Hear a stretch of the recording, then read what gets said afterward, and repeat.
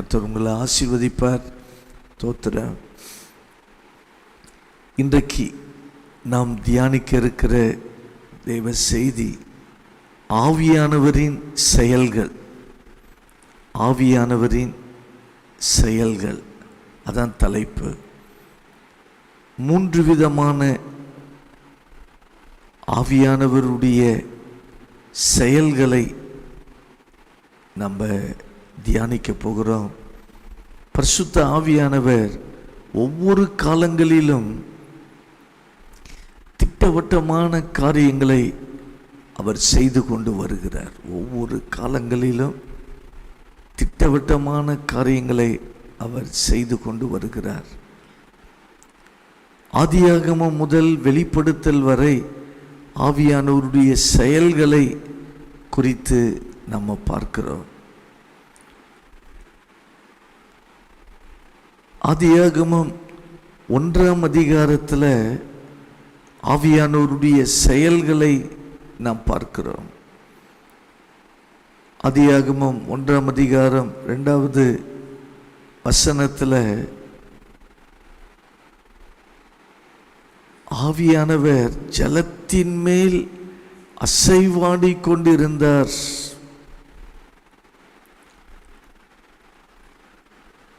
பூமி ஒழுங்கின்மையும் வெறுமையும் இருந்தது, ஆழத்தில் இருள் இருந்தது. ஆவியானவர் ஜலத்தின் மேல் அசைவாடி கொண்டிருந்தார்.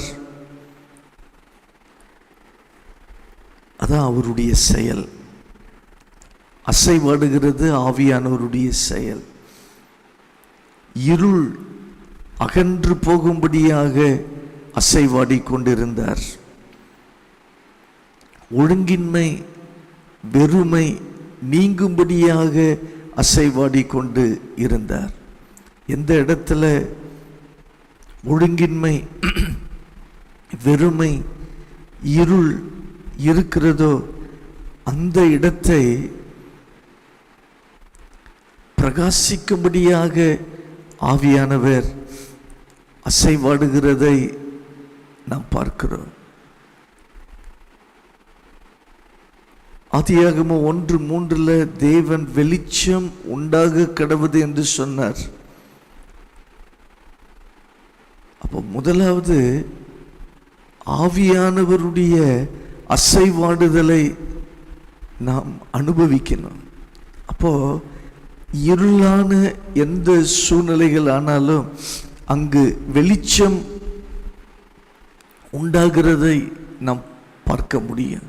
அந்த வெளிச்சம்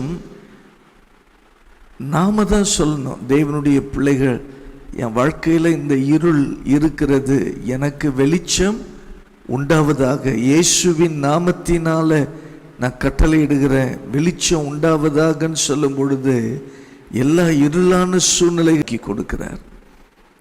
எந்த காரியமானாலும் உடனே ஆவியானவருடைய அசைவாடுதலை தான் நம்ம கேட்கணும். நமக்கு என்ன செய்யணும்னு தெரியாது. சில காரியங்கள் உடனே ஆவியானவரே நீங்க அசைவாடணும், இந்த விஷயத்தில் நீங்க அசைவாடணும். ஆவியானவர் அசைவாடும் பொழுது எல்லா மாற்றங்களையும் அவர் ஏற்படுத்தி கொடுக்கிறார். உங்களுடைய தனி ஜெபத்தில் ஆவியானவர் அசைவாட வேண்டும்.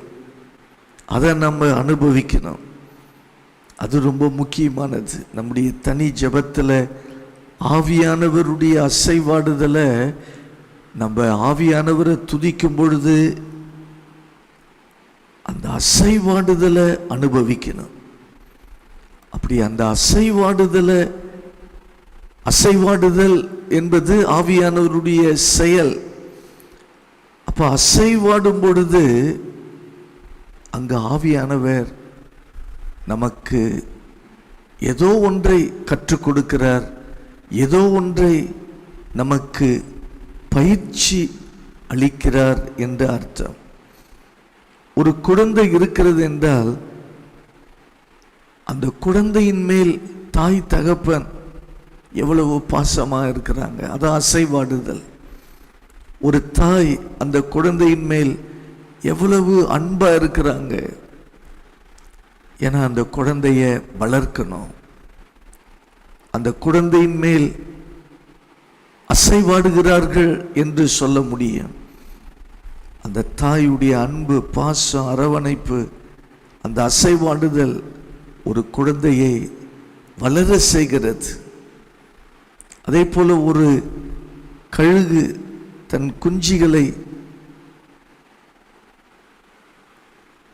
அது பறக்க கற்றுக்கொண்டு கொடுக்கும் பொழுது அசைவாடுகிறது. உபாகமம் 32:11 கழுகு அது அசைவாடுகிறது என்றால் அதனுடைய குஞ்சு பறக்க வேண்டும். அதனால அது கூட்டை என்ன செய்கிறது? கலைத்து விடுகிறது. அப்ப அசைவாடுவதுடைய நோக்கம் பறக்க வைக்கணும். அதே போல கோழி முட்டையின் மேல் அடைக்கா காக்கிறது, அசைவாடுகிறது. 21 நாட்கள் அசைவாடுகிறது, குஞ்சு பொரிக்கிறது. அதுபோல ஆவியானவருடைய அசைவாடுதல், அதை நம்ம அனுபவிச்சுக்கிட்டே இருக்கணும். என்ன நடக்கும், என்ன நடக்க போகிறது நமக்கு தெரியாது. ஆனால் ஆவியானவர் அசைவாடுகிறத நம்ம பார்ப்போன்னா இருள் நீங்கும், ஒழுங்கின்மை நீங்கும், வெறுமை நீங்கும். ஆண்டவர் நம்மை பறக்க வைப்பார், பயிற்சி கொடுப்பார், நமக்கு பிராக்டிஸ் கொடுத்து கொண்டே இருப்பார். நம்ம உயரே எழும்ப வேண்டும், உயரே பறக்க வேண்டும். அதற்குத்தான் அசைவாடுகிறார். தன்னுடைய செட்டைகளை விரித்து அசைவாடுகிறார். ஆவியானவர் அசைவாடுவதுடைய காரணம், இன்றைக்கும் ஆவியானவர் அவர் அசைவாடி கொண்டு இருக்கிறார் என்றால் வெறுமை, ஒழுங்கின்மை, இருள் இதெல்லாம் நீங்கிவிடும்.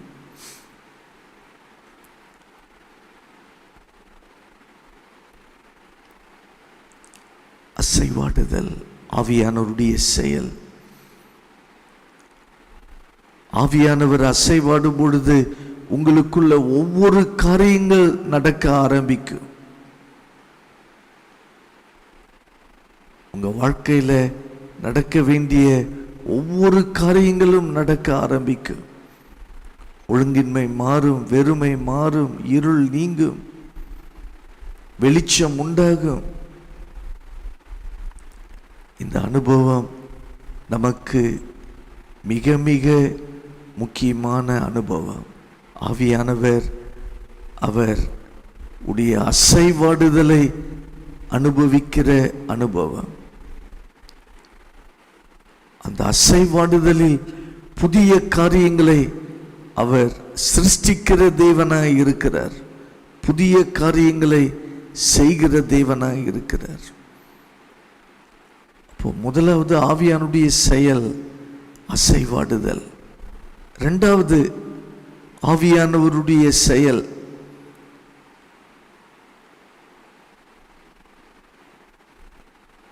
யோபுவின் புஸ்தகம் 33 அதிகாரம் 4வது வசனத்தில் தேவனுடைய ஆவியானவர் என்னை உண்டாக்கினார்.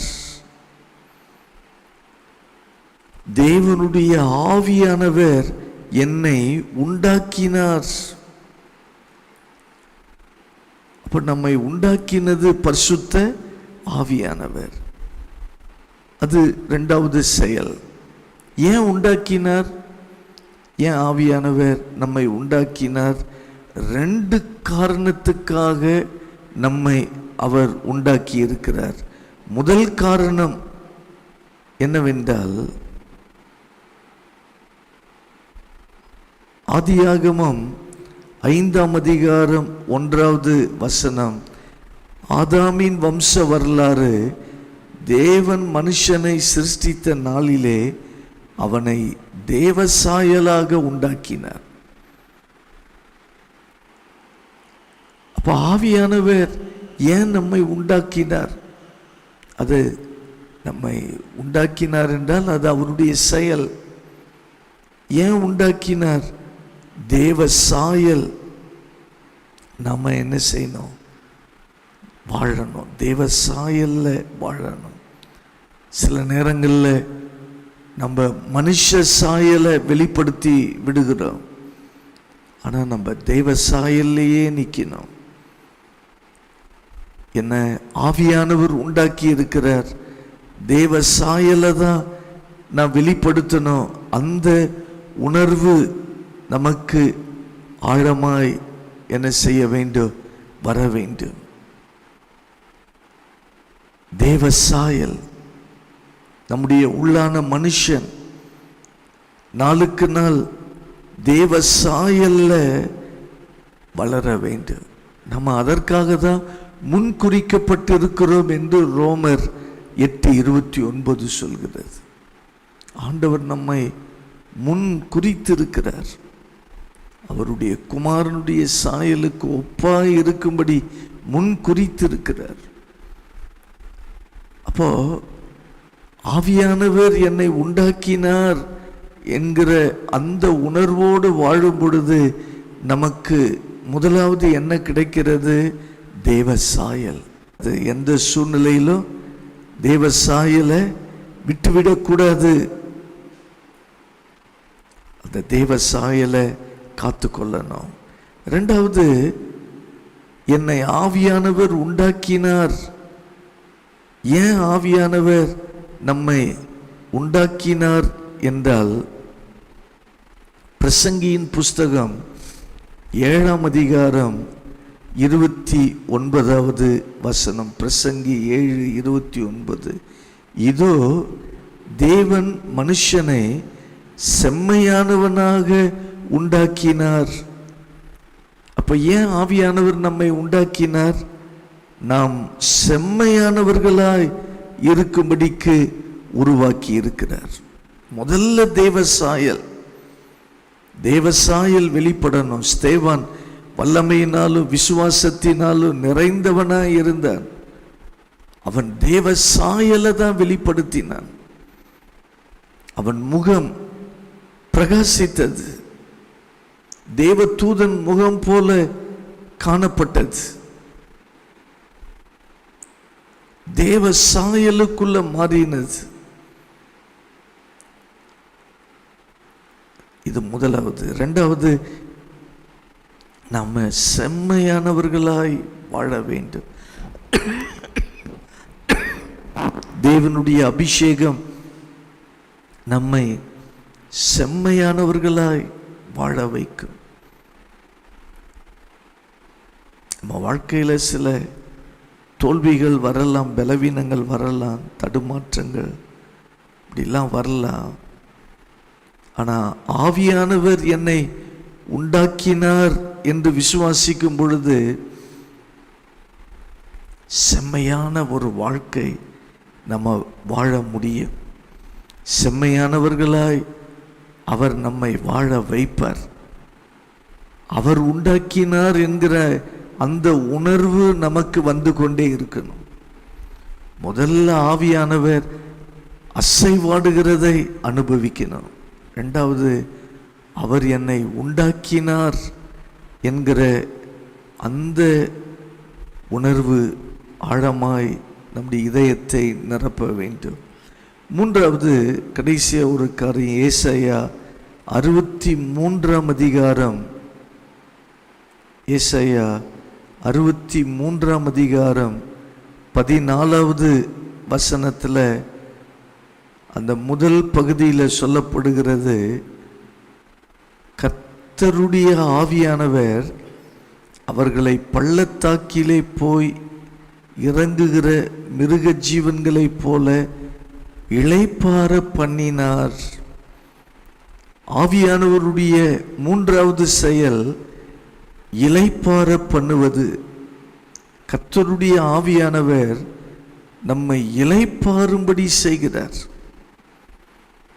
நமக்கு கலக்கமான சூழ்நிலையாக இருக்கும், நிம்மதியற்ற ஒரு சூழ்நிலையாய் இருக்கும், நமக்கு விரக்தியான சூழ்நிலை, வேதனையின் சூழ்நிலை, சஞ்சலம், தவிப்பு,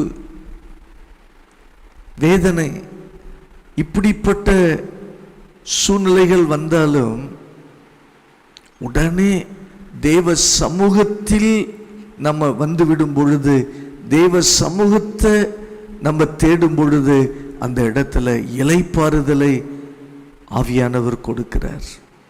எத்தனை பள்ளத்தாக்கு அனுபவங்கள் வந்தாலும் தேவ சமூகத்தில் வந்து அமரும் பொழுது ஆவியானவர் இளைப்பாறுதலை கொடுக்கிறார். அப்போ ஆவியானவரால இளைப்பாறுதல் நமக்கு இருக்கிறது. தேவ பிள்ளைகளுக்கு இது ஒரு பெரிய சிலாக்கியம். நம்ம கஷ்டத்தோடு வாழ வேண்டிய அவசியம் இல்லை. அவர் பிரசன்னத்தில் நம்ம தாழ்த்தும் பொழுது, அவர் சமூகத்தில் நம்ம தாழ்த்தும் பொழுது உடனே ஆவியானவர் இளைப்பாறுதலை அவர் கொடுக்கிறார். அதே போல் ஏசாயா 28, 11, 12 வசனங்களில் பரியாச உதடுகளினால், அந்நிய பாஷைகளினால் நம்மை பேச வைத்து இளைப்பாற பண்ணுகிறார். நம்ம உடனே அந்நிய பாஷைகளை பேசணும்.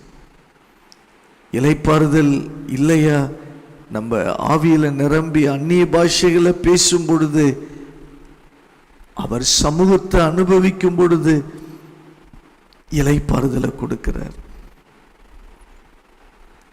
உங்களுக்கு எவ்வளவு பிரச்சனைகள் இருந்தாலும் தேவ சமூகத்தில் நீங்கள் அந்நிய பாஷைகளை பேசும் பொழுது ஆண்டவர் இளைப்பாறுதலை அவர் கொடுத்து விடுகிறார். இளைப்பாறுதல் வந்துவிடும். இளைப்பாறுதல் வந்துச்சுன்னா உங்களுக்குள்ள ஒரு பெரிய நம்பிக்கை உண்டாகிவிடும். அதனால தான் நல்ல ஃப்ரீயாக அந்நிய பாஷைகளை பேசுவதற்கு நாம் இடம் கொடுக்க வேண்டும். அதுதான் நமக்கு ஒரு பெரிய இளைப்பாறுதல். அடுத்து நமக்கு இளைப்பாறுதல் எப்படி கிடைக்கிறது? மத்தேயு 11ஆம் அதிகாரம் 29வது வசனத்தில், என்னிடத்தில் கற்றுக்கொள்ளுங்கள், அப்பொழுது உங்கள் ஆத்துமாக்களுக்கு இளைப்பாறுதல் கிடைக்கும். அப்போ ஆண்டவரிடத்தில் கற்றுக்கொள்கிற நபராய் மாறிவிட வேண்டும். அவர் வார்த்தை எடுத்து, உங்கள் சித்தம் என்ன, உங்கள் வார்த்தை எனக்கு கொடுங்க, உங்கள் வார்த்தையை நான் கற்றுக்கொள்ளணும். அப்போ ஆண்டவருடைய வார்த்தையை கற்றுக்கொள்ளும் பொழுது இளைப்பாறுதலை கர்த்தர் கொடுக்கிறார். வார்த்தையிலிருந்து இளைப்பாறுதல், வசனத்திலிருந்து இளைப்பாறுதல். ஆண்டவர் இளைப்பாறுதலை கொடுக்கிற தேவனாய் இருக்கிறார். கற்றுக்கொள்ளும் பொழுது இளைப்பாறுதல். அப்போ ஆண்டவர் பாதத்தில் உட்கார்ந்து பைபிளை என்ன செய்ய வேண்டியது இருக்குது? தியானிக்க வேண்டியது இருக்கிறது, கற்றுக்கொள்ள வேண்டியது இருக்கிறது. கற்றுக்கொள்ள ஆண்டவர் செய்திகளை நம்ம கேட்டு கேட்டு கற்றுக்கொள்ள ஆண்டவர் இளைப்பாறுதலை நமக்கு அவர் கொடுக்கிறார். அப்புறம் நமக்கு இந்த இளைப்பாறுதல் எப்படி வருகிறது என்றால், 2 நாளாகமம் 15ஆம் அதிகாரம் 15வது வசனத்தில், தங்கள் முழு இருதயத்தோடும் முழு மனதோடும் அவரை தேடினார்கள்.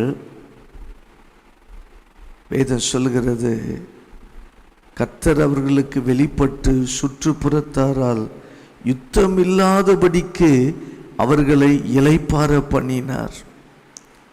அப்போ கர்த்தரை தேடினபடியினால் இளைப்பாறுதல் இங்கு கொடுக்கிறத பார்க்கிறோம். சுற்றுப்புறத்தாரால் எல்லாராலும் இளைப்பாறுதல். அப்போ கர்த்தரை தேட தேட உங்களை சுற்றிலும் உங்களுக்கு இளைப்பாறுதல் வரும்படி கர்த்தர் செய்கிறார்.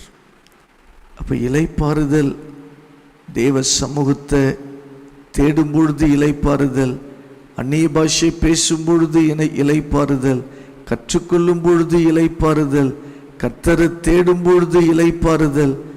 ஆண்டவர் இப்படிப்பட்ட இளைப்பாறுதலை கொடுக்கிற தேவனாய் கர்த்தர் இருக்கிறார். அதே போல் 2 சாமுவேல் புஸ்தகம் 7ஆம் அதிகாரம் 1வது 2வது அந்த வசனங்களை நாம் பார்க்கும் பொழுது ஆண்டவர் எல்லா சத்துருக்களுக்கும் அவனை நீங்களாக்கி இளைப்பாற பண்ணின பொழுது, அப்போ எல்லா சத்துருக்களுக்கும் எங்கெல்லாம் சத்துரு கிரி செய்கிறானோ அந்த சத்துருக்களுக்கு நீங்களாக்கி ஆண்டவர் இளைப்பாறுதலை கொடுக்கிறார். மெய்யான இளைப்பாறுதல். அப்போ ஆவியானவர் அசைவாடுகிறார், அது அவருடைய செயல். ஆவியானவர் உண்டாக்கினார் என்கிற அந்த விசுவாசம் இருக்கணும். ஆவியானவர் இளைப்பாற பண்ணுகிறவர்.